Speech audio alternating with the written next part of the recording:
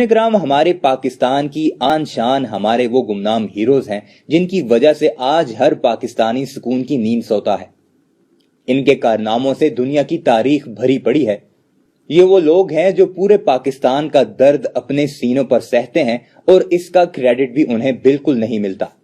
ये जीते भी गुमनामी की जिंदगी हैं और मरते भी गुमनाम होकर हैं, इसीलिए पाकिस्तानी कौम इन्हें अपने गुमनाम हीरोज के नाम से जानती है। इन्हीं गुमनाम हीरोज ने गुज़श्ता दिनों एक ऐसा बड़ा कारनामा सर अंजाम दिया है जिसने भारतीयों की नींद उड़ाकर रख दी है। आज से चंद दिन पहले भारतीय न्यूज चैनल्स पर एक न्यूज ब्रेक हुई है जिसके मुताबिक 11 से 13 नेवी अफसरान को भारतीय हुकाम ने गिरफ्तार कर लिया।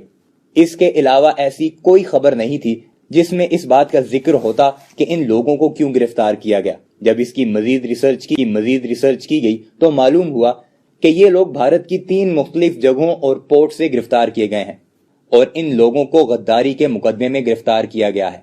बात जब मजीद बाहर निकली तो इसने पूरे भारत को चौंका कर रख दिया कि ऐसे भी पाकिस्तान के गुमनाम हीरोज मौजूद हैं भारत में कि जो उनके हाजिर सर्विस अफसरान को ट्रैप करते हैं।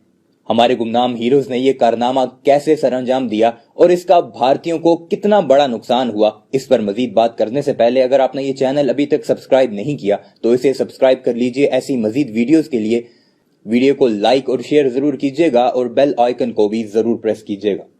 सामईन किराम, पाकिस्तान के गुमनाम हीरोज ने पहले इन 11 से 13 अफराद को मार्क किया, इनकी मुकम्मल प्रोफाइल्स और डेटा इकट्ठा किया, फिर उसके बाद इनकी सोशल मीडिया पर लड़की बनकर इनसे राब्ते में रहे। बैक वक्त इन तमाम लोगों को अपनी मोहब्बत में फंसाया गया और उसके बाद इन्हें कहा गया कि अगर तुम लोगों ने हमारी मदद ना की तो तुम्हें इसके नताइज भुगतना पड़ेंगे और ये तमाम तुम्हारा चैट्स और रिकॉर्ड पब्लिक कर दिया जाएगा। इसके फौरन बाद ये तमाम लोग राह रास्त पर आ गए और भारत के तमाम सेंसिटिव एरियाज जहां पर किसी को भी जाने की इजाजत नहीं है उनकी पिक्चर्स ले लेकर हमारे इन गुमनाम हीरोज के हवाले करते रहे। उसके बाद इन्हें मजीद फंसाया गया और इन्हें कहा गया कि अब तुम लोगों के खिलाफ हमारे पास पुख्ता सबूत आ चुके हैं, अगर मजीद मदद ना की तो ये तमाम तुम्हारी एजेंसियों के हवाले कर दिए जाएंगे। फिर इन लोगों को हवाला के जरिए रकम भी मुहैया की जाने लगी और ये खुलकर पाकिस्तान के एजेंट बन गए। भारत के मशहूर सहाफी अबिसार शर्मा के मुताबिक इन लोगों ने भारत को इतना ज्यादा नुकसान पहुंचाया जिसकी मिसाल इससे पहले कभी नहीं मिलती।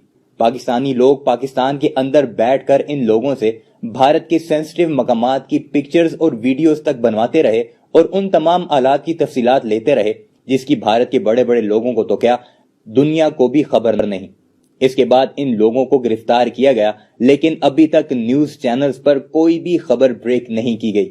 भारतीय सहाफी अबिसार शर्मा के मुताबिक इन लोगों को इसलिए मीडिया के सामने नहीं लाया गया क्योंकि ये लोग बड़े बड़े नामों की औलादें हैं, बड़े बड़े खानदानों और जगीरदारों के साथ इनका ताल्लुक है और हो सकता है कि बड़े सियासी घरानों के साथ भी इनका ताल्लुक हो। अगर इन लोगों के नामों के साथ मोहम्मद, मिर्जा या खान लगा हुआ होता तो आप देखते कैसे भारतीय मीडिया चीख चीख कर इन्हें गद्दार कहते हुए पूरी दुनिया के सामने रुस्वा करता। खैर, भारत इन लोगों के साथ जो भी कर ले इस बारे में कोई भी शक या इबाहम नहीं है कि हमारे गुमनाम हीरोज भारत के एक एक ऑफिस, एक एक गली, एक एक बस्ती में मौजूद हैं। भारत जो भी कोई चाल चलने की कोशिश करता है उससे पहले हमारे हीरोज वो तमाम मालूमात अपने ऑफिशियल्स तक पहुंचा देते हैं और भारत हमेशा की तरह उसके बाद रोता ही रहता है। आइए भारतीय सहाफी अबिसार शर्मा की ही जुबानी सुनते हैं कि कैसे इन लोगों को हमारे गुमनाम हीरोज ने ट्रैप किया और उनसे वो तमाम सेंसिटिव मालूमात इकट्ठी की। वीडियो पर आगे बढ़ने से पहले इस चैनल को जरूर सब्सक्राइब कीजिएगा, वीडियो को लाइक कीजिएगा, ज्यादा से ज्यादा शेयर कीजिएगा और बेल आइकन भी जरूर प्रेस कीजिएगा। पाकिस्तान के 13 भारतीय जासूस और एक ऐसा मुद्दा जिस पर हम सबको चिंता करनी चाहिए मगर सब खामोश हैं, मीडिया से लेकर सत्तारूढ़ भारतीय जनता पार्टी भी। क्यों, मैं आपको बताने वाला हूं। दोस्तों, मैं आपको बताना चाहूंगा खबर क्या है। खबर यह है कि भारतीय नौसेना के 11 से 13 मुलाजिमों को गिरफ्तार किया गया है। आरोप क्या है कि वो पाकिस्तानी आईएसआई के लिए जासूसी कर रहे थे। मैं आपको बताना चाहूंगा कि दरअसल ये गिरफ्तारी 3 जगहों पर हुई है और ये अपने आप में बहुत चिंतित कर देने वाली खबर है। दोस्तों, ये जो गिरफ्तारी है मुंबई, कारवाड़ और विशाखापट्टनम, इन 3 जगहों पर हुई है और मैं आपको बताना चाहूंगा कि दरअसल ये गिरफ्तारी हुई कैसे और इसमें आईएसआई ने क्या प्लान ऑफ एक्शन अपनाया। उन्होंने भारतीय नौसेना के ये करीब 11 मुलाजिमों पर निगाह रखी और फिर आईएसआई के जो एजेंट थे वो महिला बनकर उनके साथ चैट करने लगे और जैसे जैसे ये बात आगे बढ़ने लगी उसके बाद उन्होंने उन्हें ब्लैकमेल करना शुरू कर दिया, यह कहते हुए कि अगर आपने हमें सहायता नहीं दी, मदद नहीं दी, तो हम ये जो चैट्स हैं, ये तमाम चीजों को हम सार्वजनिक कर देंगे। और उस डर से इन्होंने पाकिस्तानी आईएसआई के लिए काम करना शुरू कर दिया। यही नहीं, हवाला के जरिए उन्हें पैसा भी पहुंचाया जाता रहा और नतीजा यह हुआ दोस्तों कि ये लोग भारत की जो बहुत ही सीक्रेट लोकेशंस हैं या सेंसिटिव लोकेशंस हैं, उनकी तस्वीरें खींच खींच कर पाकिस्तान तक पहुंचाते रहे। इतना बड़ा मुद्दा दोस्तों, मगर कहीं पर क्या कोई चर्चा हो रही है? क्या इस पर चर्चा नहीं होनी चाहिए? क्या देश के सामने खबर नहीं आनी चाहिए कि आखिर 11 गद्दार हैं कौन? क्योंकि गद्दारों को लेकर तो आप जानते हैं ना भारतीय जनता पार्टी का क्या रुख है। देश के गद्दारों को गोली मारो, याद है? और यही नहीं, न्यूज चैनल्स ने भी देशभक्ति जैसे शब्द का जो मजाक पिछले 5 सालों में बना रखा है, वो भी लगातार सामने उभर कर आता रहा है। मगर क्या आप जानते हैं कि इनके बारे में चर्चा क्यों नहीं की जा रही है? मैंने खंगाला और मुझे पता चला कि जो आरोपी हैं, मैं इनको आरोपी बता रहा हूं, जाहिर सी बात है उन पर आरोप से धोना भी बाकी है। जो आरोपी हैं उनके नामों के मैं आपको कुछ झलकियां देना चाहता हूं। इनमें से किसी का सरनेम मिश्रा है, त्रिवेदी है, अय्यर है, कुमार है, त्रिपाठी है, सिंह है, रावत है, राम भी है।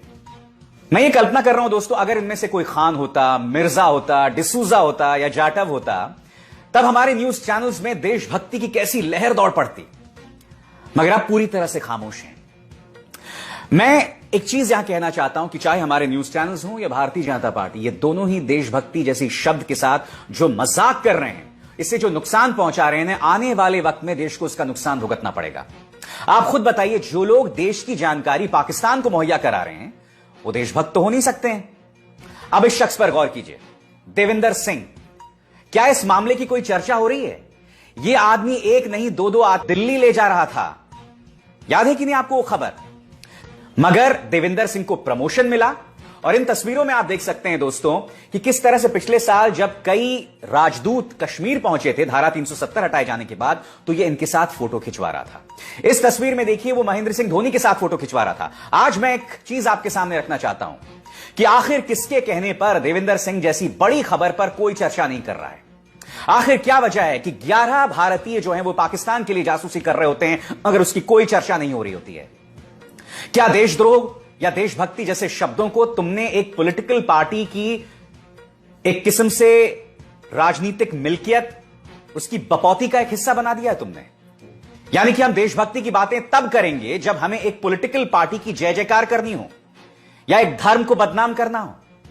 क्या आपको अंदाजा है दोस्तों, आप और हम अपने देश का किस कदर नुकसान पहुंचा रहे हैं जब हम ऐसे देशद्रोहियों पर सवाल नहीं करते हैं जो असल देशद्रोही हैं?